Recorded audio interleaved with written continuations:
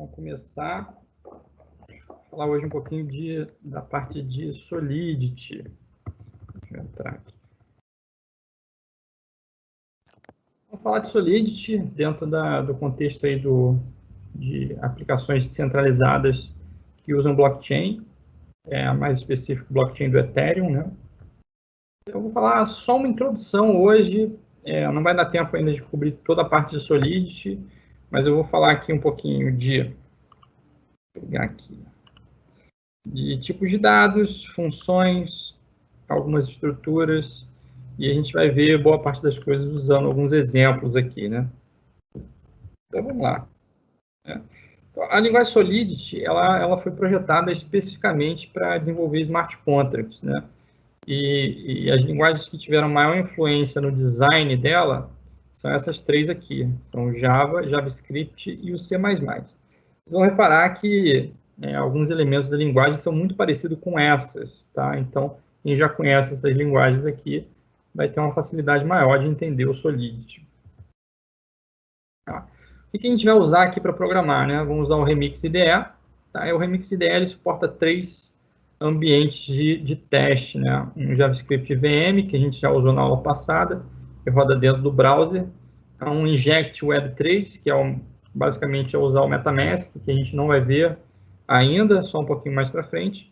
E depois a gente tem aqui um Web3 Provider, que é basicamente a gente trabalhar com o Ethereum Node. Tá?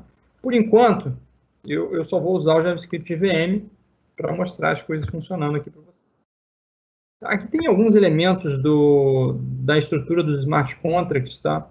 A gente não vai ver todos eles hoje, mas só para a gente constar aqui.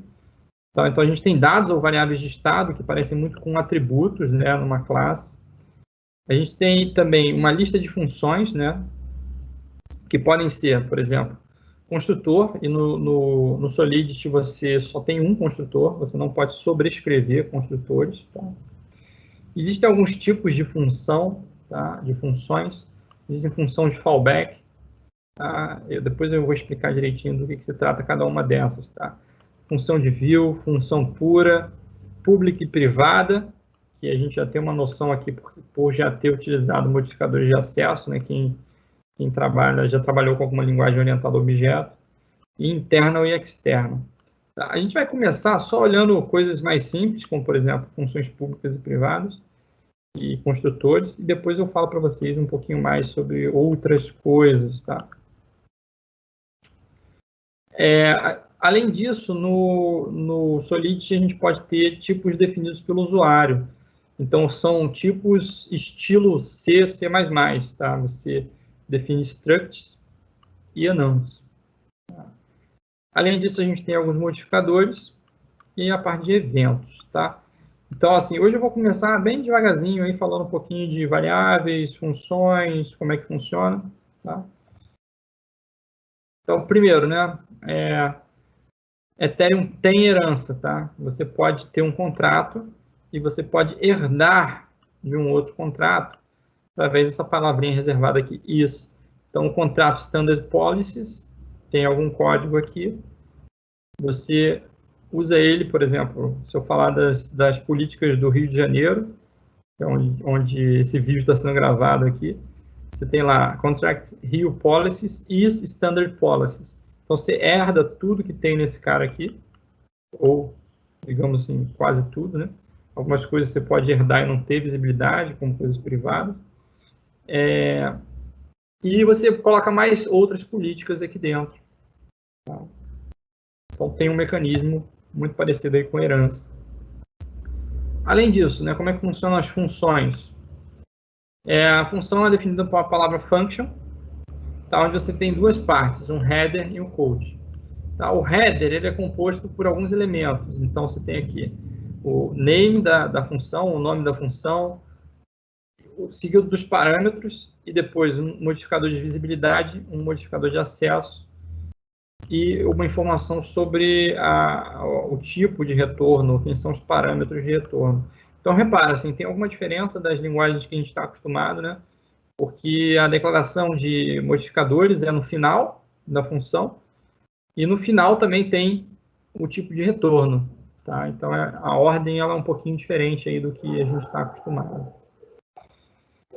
E assim, onde tem aqui parameters, né? Esses parameters são pares de tipo e nome. E os return parameters, eles são ou pares de tipo e nome, ou somente o tipo, né? Qual que é a diferença aqui? Né? Se você colocar pares de tipo e nome, você está dizendo quem são as variáveis ali dentro daquela função que vão ser retornadas. Então, você não precisa necessariamente colocar a instrução return para você retornar elas. Por elas terem sido nomeadas aqui nos return parameters, você não precisa dizer return elas, porque já está implícito ali que o último valor atribuído a elas vai ser retornado, tá? Ou se você botar somente uma lista de tipos, né, aí você tem que fazer o return explicitamente. Além disso, né, só para esclarecer alguns tipos que a linguagem suporta, né, e que são usados com alguma frequência. A gente tem o int para inteiro sem sinal, né? Esse U aqui é de unsigned, tá? E o inteiro típico deles tem 256 bits. Tem também o int, que é um inteiro com sinal com 256 bits. String e booleanos, tá? Assim, tem outros tipos também, mas esses aqui são os mais comuns para a gente poder começar a trabalhar. E tem algumas características interessantes sobre a declaração de dados dentro de um smart contract, né? Então, assim, o modificador de acesso default é o private. Se você não disser nada sobre um atributo, ele é private. Se você quiser algo público, você tem que botar lá o modificador public na frente. E os dados públicos, eles já vêm com o getter gerado automaticamente. Ou seja, você não precisa botar um getter lá. O public ele já tem essa informação. Então, eu vou, assim, depois de falar de algumas características, né, é interessante a gente ver o código.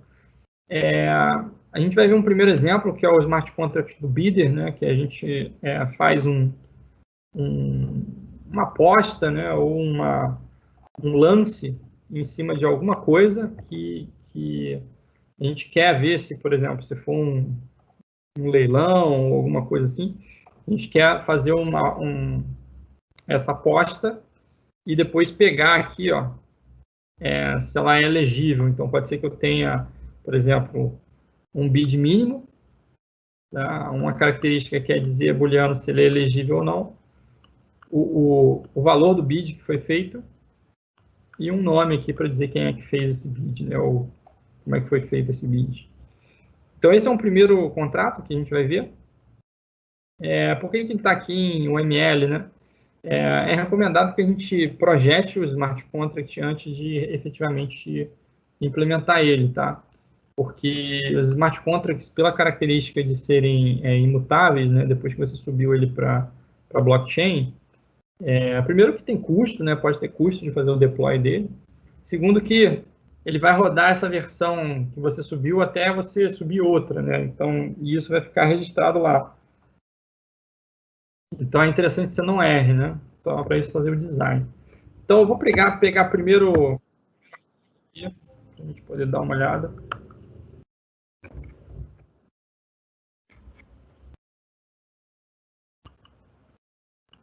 Vou entrar aqui no Remix. E vou... Deixa eu ver se eu já subi ele para cá. Não. Vou pegar ele aqui na minha máquina.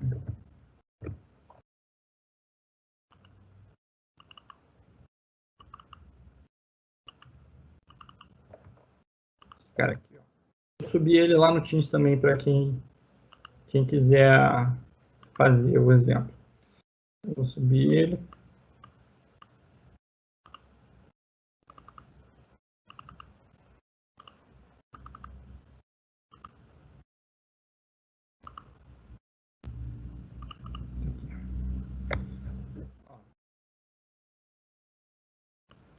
Vou dar um zoom aqui para a gente poder ver. Para a gente poder entender o código, né? Então, como é que funciona, né? Primeiro eu tenho o Pragma Solidity, dizer qual é a versão do Solidity que está sendo usada. Contract e o nome do contract. Tá? Aqui é uma seção de dados. Tá? Então, você diz o tipo do dado, modificador de acesso, ó, public. Repara que a ordem aqui é invertida, né? A gente está acostumado com Java, por exemplo, primeiro o modificador e depois o tipo. O nome do atributo ou desse dado, e você pode inicializar ele ou não. Então, tem aqui um string, um unsigned int, um boolean e outro unsigned int, com um modificador aqui dizendo que é constante. Então, esse cara aqui, min_bid, não pode ser alterado, enquanto os outros, né, inclusive, como não está dizendo nada aqui de modificador de acesso, ele é um cara private, e os outros são públicos. Tá? E esses caras aqui já tem getter configurado, você não precisa declarar isso. Tá? Mas os setters você precisa. Então, aqui tem ó, setName, function, o nome da função, a lista de parâmetros, modificador de acesso. Tá? E o corpo da função. Esse cara aqui ele está simplesmente atribuindo um valor aqui para o nome. E mesma coisa aqui, ó, setBidAmount. Tá? E por último, uma função que é chamada determine eligibility, que é para saber se é elegível ou não esse bid, né? Então, o cara tem que primeiro setar o bid amount, para depois verificar aqui, ó, if bid amount maior ou igual que o mínimo, né? O bid mínimo é elegível. Se não, não é elegível. Tá? Essa função não retorna nada, ela só está atribuindo aqui um valor num atributo. E depois, como ele é público, a gente pode consultar ele diretamente. Então, vamos fazer uns testes aqui, ó, só para a gente ver isso aqui funcionando. Vamos compilar. Ele compilou. E aí vamos fazer o deploy dele. Tá? Ele está aqui embaixo. E aí a gente pode usar aqui as funções. Por exemplo, tem coisa aqui, né? Por exemplo, bid amount, por enquanto é 0. Se ele é elegível, nada, né? Então, eu posso dizer aqui, name Diogo. Deixa eu pegar o name aqui, beleza. Bid amount, deixa eu ver, o mínimo é 1000. Deixa eu fazer um cara falso primeiro. 300, set bid amount. Determina a elegibilidade e consulta. Tá, falso. Agora, se eu botar 1200, que é maior que esse 1000 aqui, set bid amount, determina elegibilidade, é true, bid amount 1200, nome de Diogo.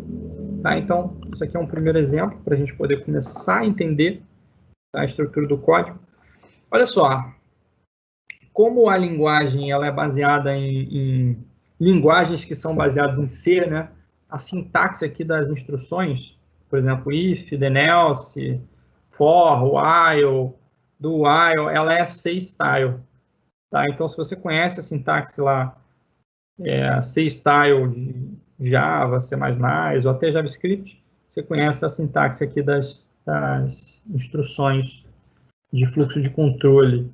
Tá? Então, eu não vou gastar muito tempo, não vou gastar tempo aqui falando delas, porque ela é igual de outra linguagem. Tá? Então, esse aqui foi um primeiro exemplo. Eu vou mostrar um outro exemplo para vocês.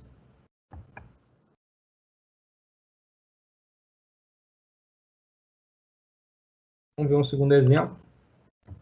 Tá? Esse aqui já é um exemplo um pouquinho mais complexo, que é o smart contract chamado ballot. Tá? O ballot, ele é a gente fazer uma votação, né, em cima de algumas propostas e para determinar aí qual que é a proposta mais votada e uma proposta que seria vencedora. Então, nesse smart contract, a gente tem alguns dados, né? Por exemplo, uma estrutura de quem está votando, uma estrutura da proposta, quem são as propostas, um array de propostas, e vamos ver a sintaxe aqui do array, para a gente conhecer. Um mapa que vai de um tipo específico, que é aqui de smart contract, chamado address. Address é para ter um endereço, tá? Então, por exemplo, se a gente está fazendo uma votação, e é uma votação no blockchain, os votantes, né, as pessoas que votam, elas têm que ter, né, um endereço, tá? E aí o endereço é associado a um voter, né? Então, por isso que tem esse mapping aqui, endereço de quem está mandando, né? E aí vai dizer quem é o voter. E aí esse mapeamento a gente tem que manter registrados aqui. E essa votação ela vai ter um cara que é um chairperson, que é o cara que está comandando essa votação, vai ter o endereço dele, e vão ter umas regrinhas a mais aqui, que para o contato ficar um pouquinho mais complexo, a gente poder estudar melhor ele, que é o chairperson, ele tem peso 2 na votação, em vez de peso 1. Tá? Então, cada pessoa vale 1 para a votação, mas o chairperson vale 2. E aí tem algumas funções aqui, né? O ballot, que é o construtor, register, que é para registrar as pessoas que vão votar. Tá? Então, eu preciso registrar quem são os voters para poder validar se ele é uma pessoa válida para votar. Tem uma função aqui para votar, efetivamente. E tem uma última função para pegar o resultado aqui, que é o winning proposal, que é quem é que ganhou essa votação, qual foi a proposta aí que ganhou essa votação. Tá? Então, vamos ver o código. Eu vou mostrar aqui, ballots. Deixa eu subir ele aqui pro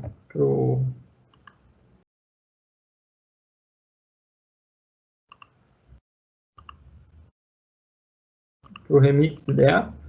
Eu só vou abrir aqui e vamos estudar um pouquinho ele antes da gente efetivamente executar. Tá?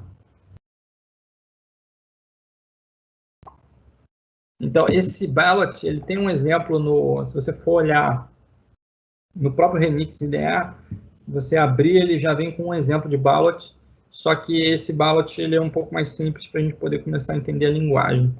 Tá? Então, o que tem aqui, né? A versão, o nome do contrato, e aí começa com uma estrutura estilo C, né? C++. Struct voter, tem 3 dados aqui. O votante tem um weight, que é o peso dele na votação. Aqui tem um booleano para indicar se ele votou ou não. E um unsigned int 8, que é para dizer que esse cara aqui só tem 8 bits, que é o voto dele em qual proposta. Tá? Essa é uma primeira estrutura. Aí tem uma outra estrutura aqui, vote count, que é a quantidade de votos para cada proposta. Aqui podia ser adicionado mais dados, né? Mas como é só um exemplo para a gente entender, foi colocado um dado só. E aí vem algumas coisas interessantes, né? Por exemplo, address chairperson. Repara, tem um tipo específico que chama address. Então já vem pronto para guardar um endereço da blockchain, um endereço de uma conta. E aí eu tenho aqui mapping, que é um mapa de address para voter, chamado voters. E um array de proposal, que é o struct proposal, chamado proposals, são as propostas. Tá, então essas aqui são os dados, né? A gente tinha os tipos, os dados, e aí aqui embaixo a gente vai ter as funções, né? Então vamos ver um pouquinho mais aqui. Então esse primeiro cara é um construtor, tá? Então ele vai criar um novo ballot, né? Uma nova votação com uma certa número de proposals. Tá? Aqui está sendo usada uma notação que é muito comum em algumas linguagens, que é você começar variáveis locais com underscore, você dizer que elas têm um escopo privado. Tá? Então, apesar da gente ter um private aqui, ó, a gente consegue... Esses caras aqui, o modificador de acesso, o default deles é private. Tá? Mas para variáveis, por exemplo, esse parâmetro aqui é um parâmetro que só vai existir aqui dentro, tá? Dentro dessa função. É um parâmetro e o escopo dele é local. Então, está sendo usado a anotação aqui de underscore para indicar isso. Tá? Para quê? Para você não confundir as variáveis de estado que vão ser armazenadas na blockchain com esses caras aqui. Esse cara aqui ele vai ser armazenado quando essa função for chamada, tá? Mas esse dado ele não é guardado como estado, tá? Ele é só um parâmetro quando foi passado para a transação. A transação para esse smart contract. Então, vamos lá. Aqui existem algumas variáveis aqui que são pré-definidas, né? Então, por exemplo, msg.sender, isso aqui é quem mandou a transação. E aí, o que acontece? Esse cara aqui é o construtor. Então, o cara que criou o smart contract, ele vira o chairperson. Tá? Porque eu estou aguardando aqui no chairperson o msg sender, quem mandou, o construtor, quem criou esse cara. E aí o votes para o chairperson, né, que é esse cara aqui,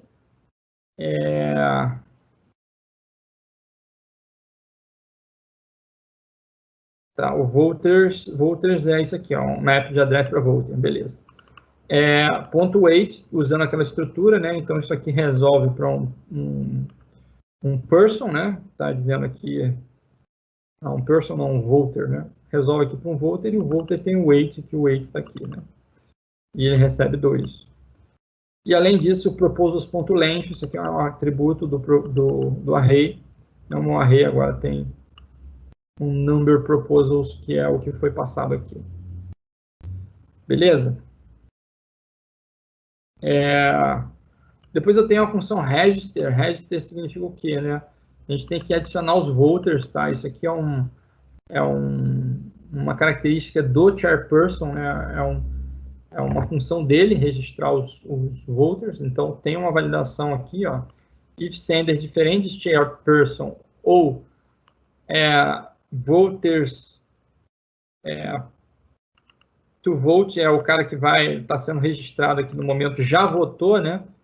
Então, você simplesmente retorna, você dá um return. Significa que você não vai fazer nada com isso. Tá? Se não, você dá o peso da pessoa, 1, e registra que ele não votou. E aí o cara está efetivamente registrado para votar. Tá? Segunda função, você vai efetivamente votar, né? Então, a função é uma função pública, tá? E aqui você você passa qual é o proposal que você está votando. Então, ele vai ter aqui, ó, voter, esse storage a gente ainda não vai falar dele por enquanto, mas daqui a pouco eu vou explicar para vocês o que significa isso. Voter sender, tá? É o voters msg sender, tá? Você está mandando aqui uma mensagem. Esse aqui é o endereço de quem mandou, né? Tá? A mesma coisa que a gente usou aqui em cima. E a gente vai guardar essa informação aqui, sender. Quem é o voter. E aí vai ver, ó, se o sender, se ele já votou ou a proposta é maior do que o número de propostas, que é para a gente dar um array out of bounds aqui, não dá, né? Retorna. Se não, você registra que ele votou, em qual proposta, e coloca aqui na proposta, né, dizendo que o vote count dela é o sender mais o weight, né? Então ele vai votar quanto que ele teve ali, né? Então isso aqui é para votar. E por último, a gente tem o winning proposal, que é um público constante, e aqui ele tem um parâmetro de retorno, que é chamado de winning proposal. Então aqui vê que ele está com um parâmetro de retorno nomeado. Então eu não preciso da return aqui no final. Tá? E ele vai declarar aqui, ó,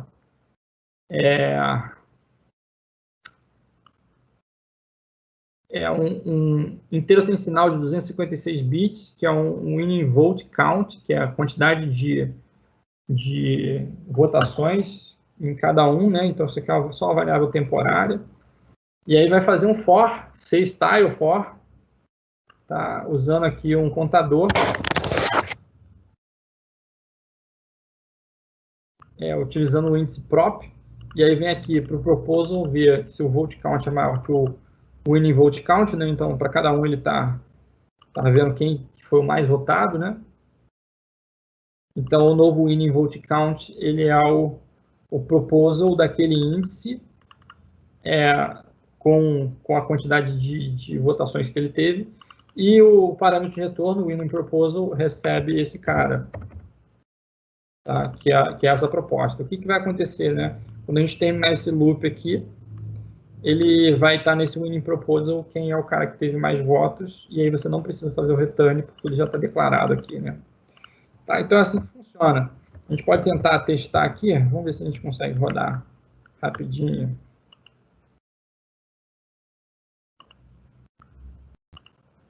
Compilar aqui o ballot. E tá reclamando aqui de um deprecation, ó.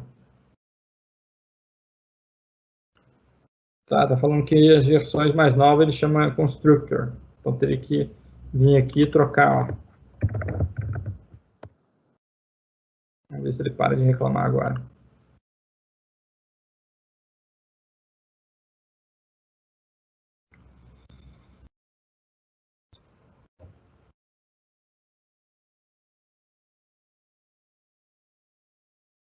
Without the function, tá?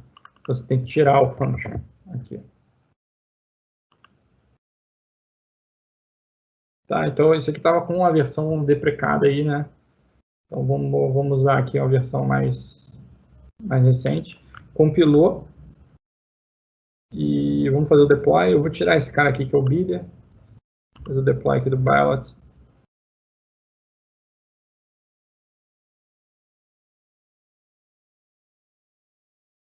Ah, tem que passar o parâmetro, né? Número de propostas. Vamos dizer que a gente tem 3.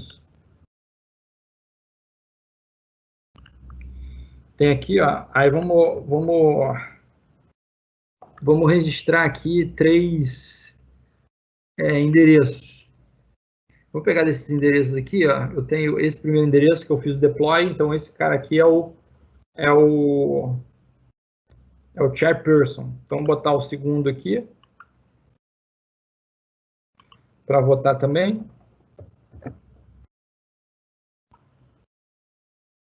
A gente pode ir conferindo se a execução está sendo bem sucedida aqui embaixo, tá?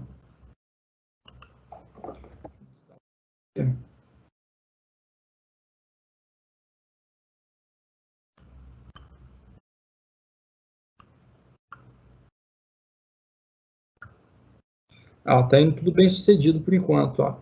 Registrei um votante, né? Por enquanto, vamos fazer uma votação aqui, ó. Por exemplo, vote.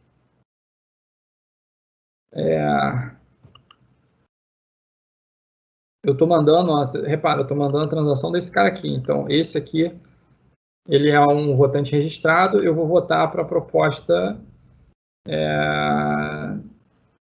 Eu tenho 3 propostas. Vou voltar na proposta 1. Beleza?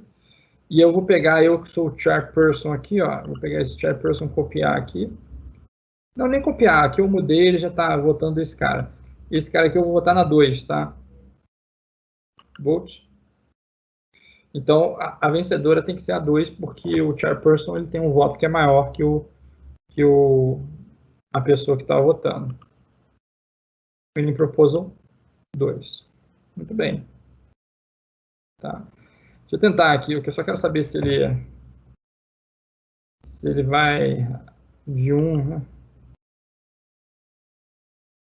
Deixa eu ver aqui qual que é o resultado disso aqui.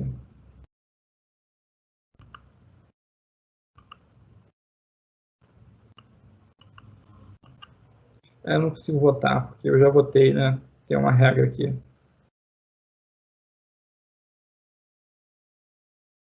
Vote. Tá, não tem problema não. É só para a gente ver aqui e entender como é que funciona. Beleza, então esses aqui foram os principais elementos que a gente viu. A gente viu vários elementos aqui para a gente programar um smart contract. Ainda tem mais coisa, né? Mas essas outras coisas eu vou deixar para a próxima aula para a gente ver. Tá bom? Então, por enquanto, hoje é isso aí. Tá? Vamos voltar lá para a reunião, para a gente conversar, tirar dúvidas, e aí na próxima aula eu falo mais de Solidity para vocês.